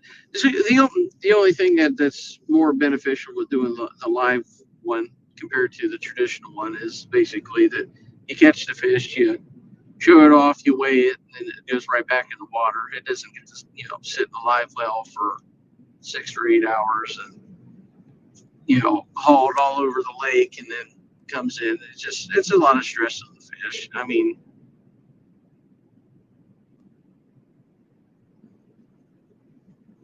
which I can get that. Oh, I'm way past Pataskuma. To be honest with you, I don't even, I'm probably in the middle part somewhere.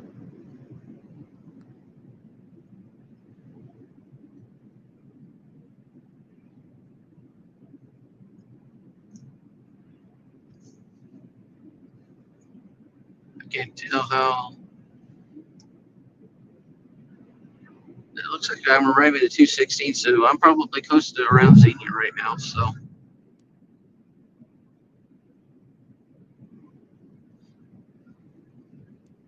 yeah, I'm heading down to Xenia for a toy show this weekend.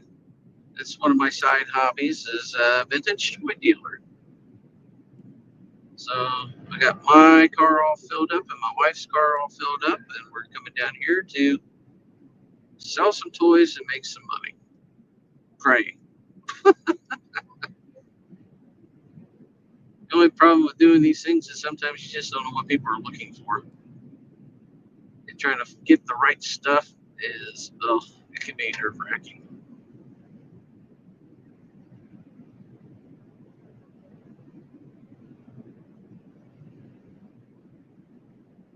Well, you can start telling when you get down to southern Ohio because it gets a little bit more hilly.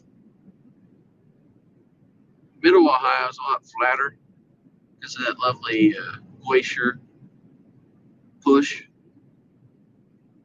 But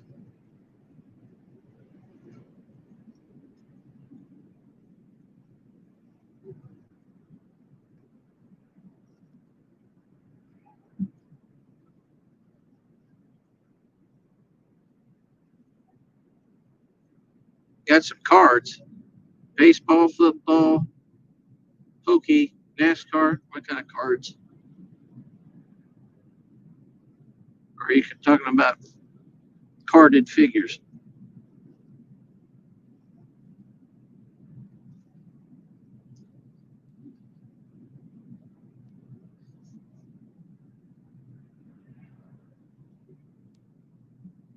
Basketball.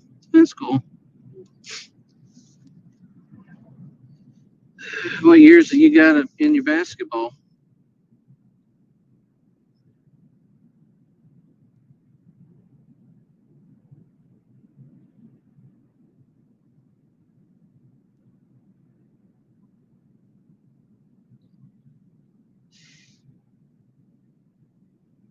They were your brothers. Yeah.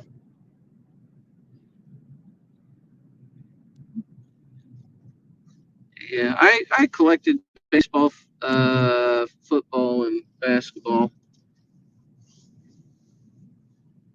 Most of my stuff, I mean, my stuff isn't, you know, uh, very expensive because, I mean, when I was growing up, it was what they considered the dead era of baseball. So, I mean, I got, the Jose Canseco's, Mark McGuire's, and Rafael Rivera,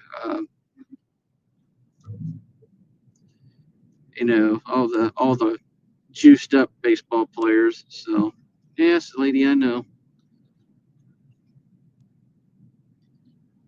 So, 80s and 90s, that's when I was collecting the most.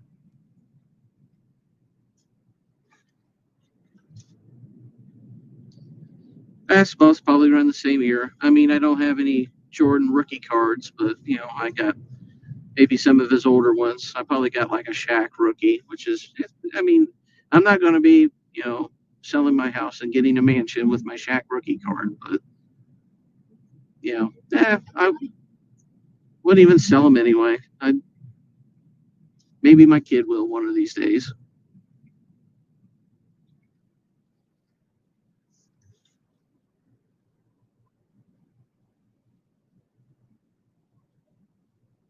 Oh, you did? That's kind of cool.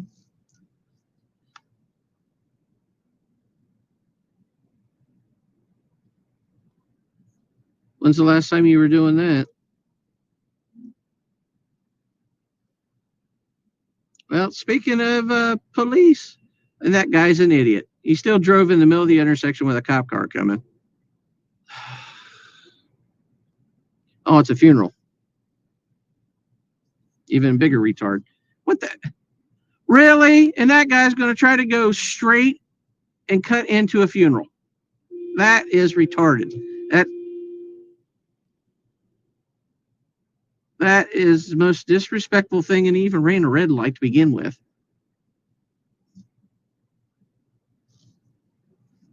That is so disrespectful. I hope that cop would pull him over. Yeah, they ain't gonna do it though. They turned off. Oh, your brother did. Okay, cool.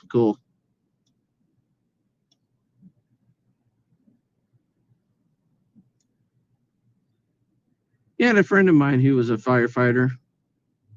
It was so funny. I always thought I thought he was like in competition with me all the time.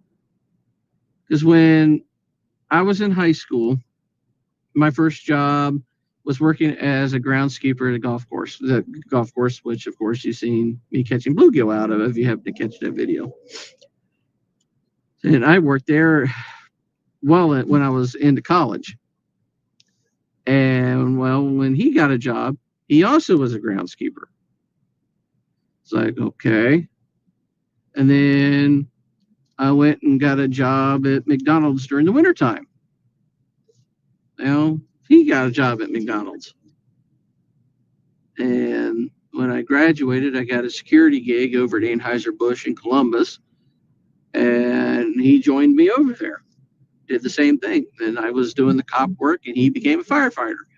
So it was just always weird. I thought, it was some kind of like, wanting to best up on somebody or whatever. And I don't know, just weird. I always thought it was some kind of weird connection like that. He ain't firefighting no more. He got himself into some stupid trouble. So he lost his career doing that.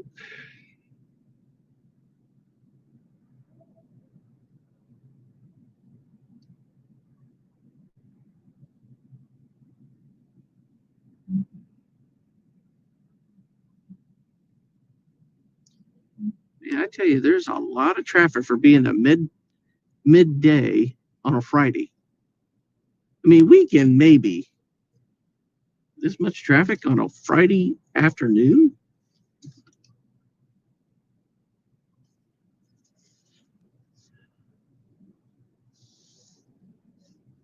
Wow.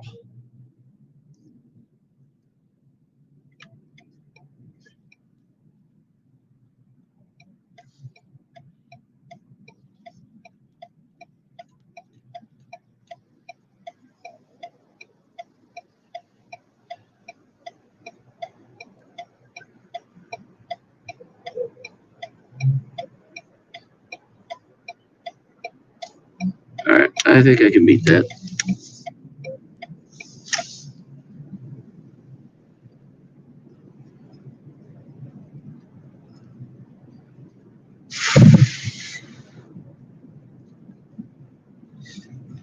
So what's even funnier is while I'm down here at this show, I'm actually going to film the show itself and basically show any of the sales that I make during the show.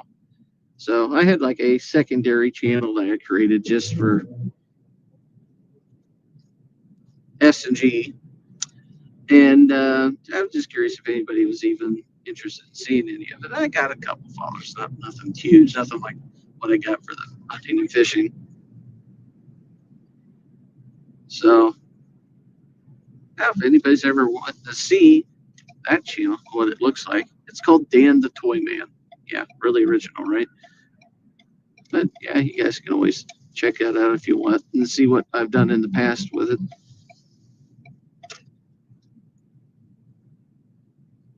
And anybody around this area that's interested in seeing this show tomorrow, we're at the Greene County Fairgrounds over by Xenia.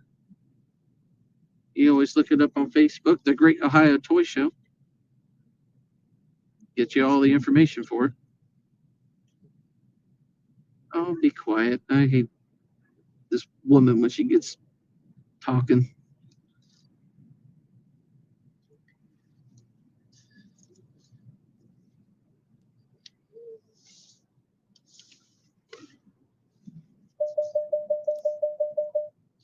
What are you doing? Hang on a second. What? Oh, I thought you wanted to talk to me. You're criminal.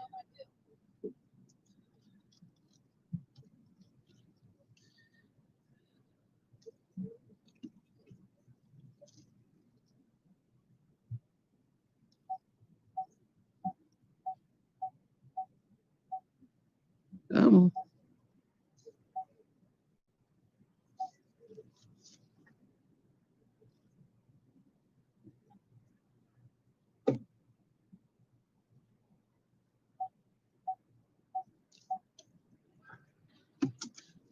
All right, we've arrived at our destination, folks. So I appreciate everybody stopping over here and chatting with me on the way down to this long drive. So and again, I think the next video from our tournament on the King of the River live fishing tournament series should be dropping. I think it's Saturday or Sunday, 10 o'clock. So I mean, be on the lookout for that. And then it's a new whole way we were attempting to do some filming here. So I'd like to see people's impressions to see what they think about the filming. It says it's a 2-camera system, so appreciate any info and feedback. So if anything, appreciate you guys stopping by and being with me, and we'll catch you guys the next time out and around. Thanks, guys.